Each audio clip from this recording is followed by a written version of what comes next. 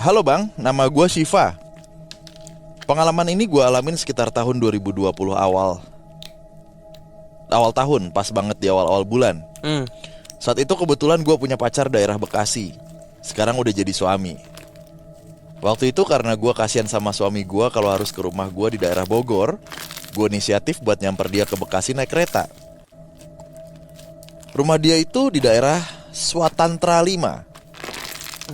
Karena gue dijemput ke stasiun Bekasi, gue sama suami kepengen nonton film horor. Lupa apa judulnya, film barat gitulah. Nah, dari stasiun kan kita ngelewatin mall-mall besar tuh. Akhirnya kita putusin untuk nonton bioskop di CGV lah. Di salah satu mall di sana. FYI, saat itu bulan-bulan saat Wuhan kena take down corona. Di Indonesia belum ada peraturan PSBB dan bioskop atau mall masih buka, cuma emang sepi banget. Pas kita naik eskalator, hati gue udah gak enak karena emang sepi. Kalian pasti tahu kan bioskop itu kalau pasang lampu pasti remang-remang. Beda sama bioskop lainnya yang lampunya terang banget. Suami nyuruh gue buat kencing dulu sebelum nonton. Takut pas nonton gue kebelet. Cuma gue emang gak mau kencing kan. Akhirnya setelah nonton deh tuh, gue kebelet. Gue izin ke kamar mandi. Lumayan agak jauh kamar mandinya dari studio. Gue jelasin ya kamar mandi bioskop ini. Kesel sih gue sama yang desain kamar mandi ini. Kenapa gue kesel? Pertama, gue penakut. Dan lampu kamar mandinya warna merah campur kuning. Lo bayangin aja dah. Terus tiap kamar mandi di depan pintunya langsung wastafel, dimana kita keluar kamar mandi langsung kelihatan kaca. Dan bisa ngeliat kamar mandi sampingnya kalau kita nggak buka pintu. Kalau kita buka pintu. Dan parahnya lagi, kamar mandinya ini ada audionya gitu. Dipasang musik. Tapi bukan musik yang dipasang. Yang dipasang itu suara trailer film. Oh iya. Bayangin dulu deh. Kebetulan banget pas gua masuk kamar mandi itu, suara audionya film trailer Indonesia. Ada suara teriakan, ada suara kuntilanaknya lagi ketawa. Di situ gua ragu mau masuk apa enggak. Kasian banget ya. Soalnya nggak ada orang sama sekali.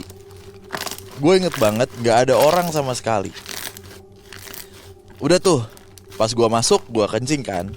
Tiba-tiba ada suara kayak dudukan WC dibanting. Gue mikir, ada temen nih. Anyway, ini audio masih nyala nih, si audio trailernya nih. Terus gak lama tiba-tiba hening. Bener-bener hening di situ. Selesai gue kencing, gue buka pintunya pelan-pelan. Gak tau kenapa gue pengen pelan-pelan aja bukanya, ngintip-ngintip. Pas gue buka, lu tahu apa yang gue lihat? Gue lihat dari kaca wastafel di kamar mandi, di samping itu ada cewek duduk di WC dalam keadaan pintu kebuka lebar dan muka dia senyum sambil lihat kaca bang. Bayangin deh, mukanya tuh cewek pucat. Dan gak pakai mikir gue langsung masuk lagi ke dalam WC. Gak berani gue keluar kamar mandi karena posisi kamar mandi itu, si cewek itu deket pintu keluar, dimana pasti gue ngelewatin situ dulu. Gue langsung WhatsApp suami dan gue telepon, gue suruh ke WC cewek sekarang untuk jemput gue.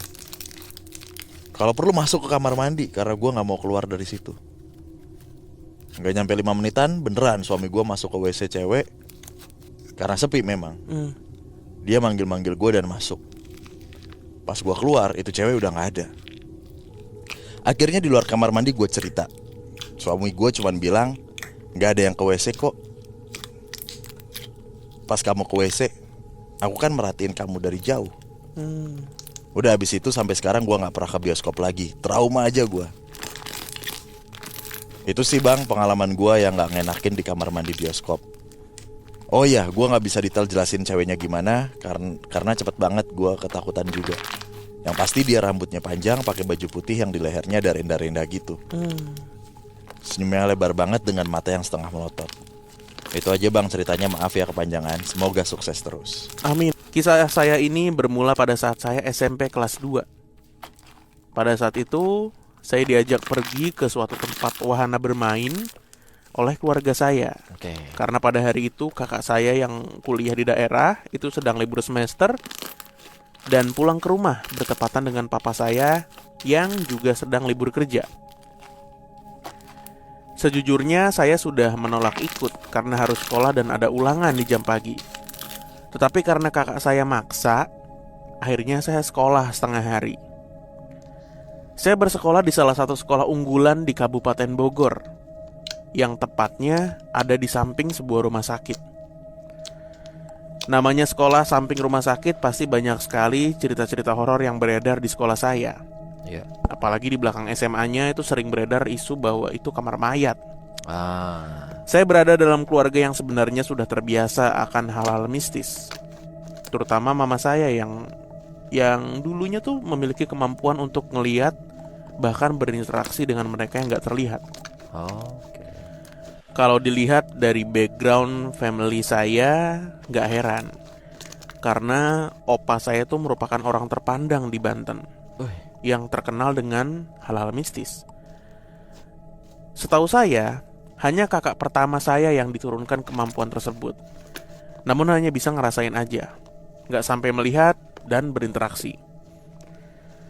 Setelah selesai menyelesaikan ulangan sekitar jam 10 siang, mama saya datang ke sekolah untuk ngejemput saya.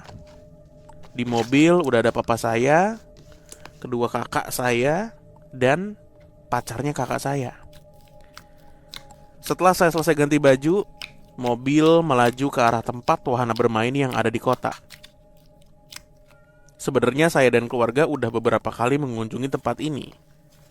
Seperti biasa, papa saya membelikan tiket dan kami bermain dengan penuh rasa bahagia. Karena pada hari itu weekdays, sehingga tempat itu tidak terlalu ramai, bahkan cenderung sepi. Hanya beberapa wahana aja yang harus antri. Tepat pukul 4 sore, kakak saya mengajak saya menonton pertunjukan api gitulah, yang cuma tayang tiap jam 4 sore. Dari jauh saya ngelihat ada orang yang duduk di depan gerbang masuk pertunjukannya bersama anaknya yang saya rasa masih kecil. Karena anaknya kayak muter-muter sambil ngerangkak gitu. Tapi kalau dilihat lagi, orang itu seperti patung yang bergerak aja. Semakin dekat saya menuju gerbang, saya merasa semakin gak beres. Dan saya terus deg-degan karena ibu dan anak itu terus memperhatikan saya. Karena rasa takut saya yang menggebu-gebu, alhasil saya bilang ke kakak kalau saya gak mau nonton acara itu.